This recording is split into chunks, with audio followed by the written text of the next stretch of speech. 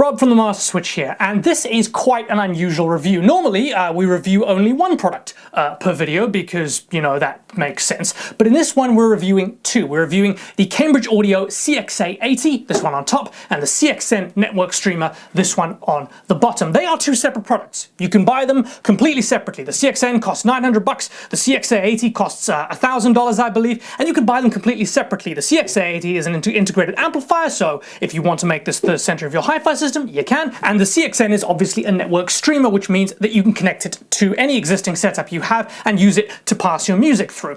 The reason that I'm reviewing them together is because they were designed to work together. If you buy one and not the other, you're ridiculous. You need both of these just because they are so well designed and they fit so well together, not just on top of one another, but in terms of their integration. If you don't believe me, if you think I'm pulling this out of thin air, the remote control literally has sections for both of them. If you order both, you will get two remote controls, identical, both of which control both of these at once with two separate sections on the remotes. I do want to talk about both of them separately before I talk about them together. Firstly, let's talk about this, the CXN network streamer. Now, this is a very, very competent music streamer. It will take Spotify, it will take Tidal, it will take any sort of wired input. It's really designed to be the center of your hi-fi world. And if you listen to streaming audio, it does a very, very capable job. Generally, I found it to be pretty good. I found operation quite easy. Setup was quite easy because the remote is quite well designed. Now, what's particularly interesting about this streamer is the upscaling technology that Cambridge Audio includes in it. They use something called ATF2 upscaling, which takes audio signal, any kind of audio signal really, and if it's under 24-bit 384 kilohertz bit depth and sample rate, it will upscale it.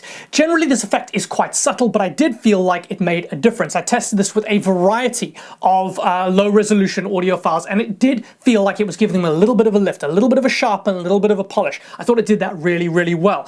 As a network streamer, it does have its flaws. For starters, if you want to connect to the internet, you can't just plug this in and say, all right, connect to my Wi-Fi network. You need to connect this to the back. This little USB dongle thing is the Wi-Fi antenna, and that's a bit strange. Either way, it works very well once you've connected it, and you can more or less forget about it straight away. You can also connect a USB drive to it with a bunch of local files, so you can use this as a self-contained music library if you still have audio files knocking about instead of using streaming. It's got balanced XLR outputs. It's got a huge amount to recommend it. Talking about the CXA80 now, the CXA range, I think there's a CXA60 knocking around, which is very, very good. This is the CXA80, obviously 80 watts, and it's a very, very competent integrated amplifier. For starters, I thought the stereo spread that it offers was just unreal.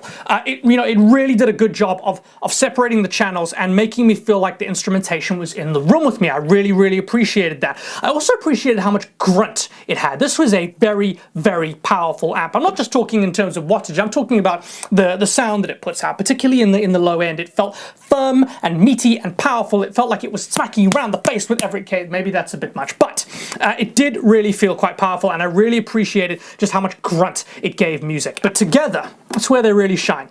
I wasn't joking when I said they were designed to work together. They turn on together using one button on the remote. They link flawlessly. Cambridge Audio supplies a single cable which you use to connect them, and boom, you're done. That's all you need to do. Really, really easy setup, and this will just be the center of your hi-fi universe. Plus, it has a huge range of inputs and outputs, which is always great to see.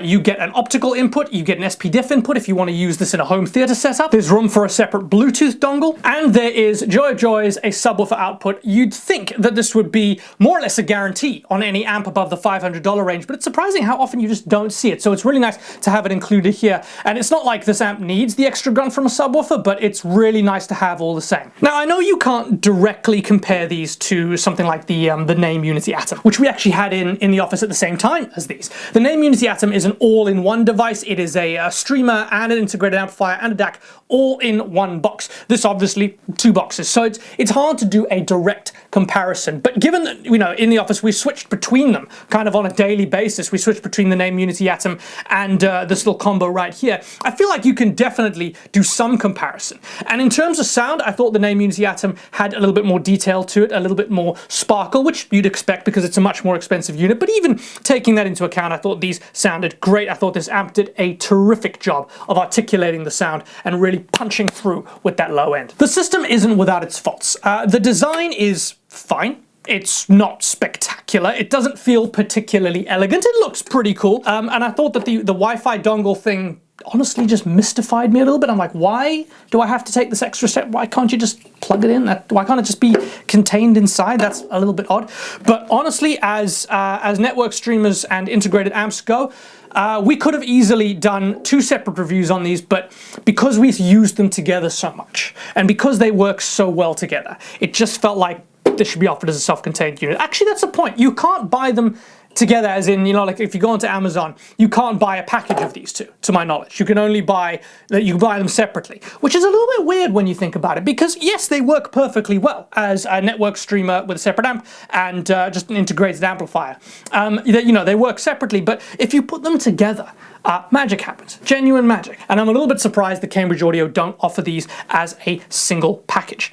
Mind you, I wonder what it would take to actually put all this stuff into one box. Probably quite a bit. I'll get back to you on this one. Anyway, so this has been a rather unusual review from us. 2 things in one: the Cambridge Audio CXN streamer down the bottom, the Cambridge Audio CXA80 integrated amplifier up top. You can buy them separately or you can buy them together and you will have a fantastic, simple set of boxes that will do everything for you. I'm Rob, this is The Master Switch. Thank you so much for watching. Remember, if you want to support us, jump on our site, click through to Amazon using any link and buy something. If you do that, whatever you buy, even if it's not the thing you clicked onto, we get a tiny little referral fee. Those referral fees help keep us alive, keep us ad-free, no pop-ups, no nothing, just free content for you to check out, the best audio advice, reviews, and roundups on the entire damn internet, people. I'm Rob, this is The Master Switch, and don't forget to subscribe. Thank you so much. Peace.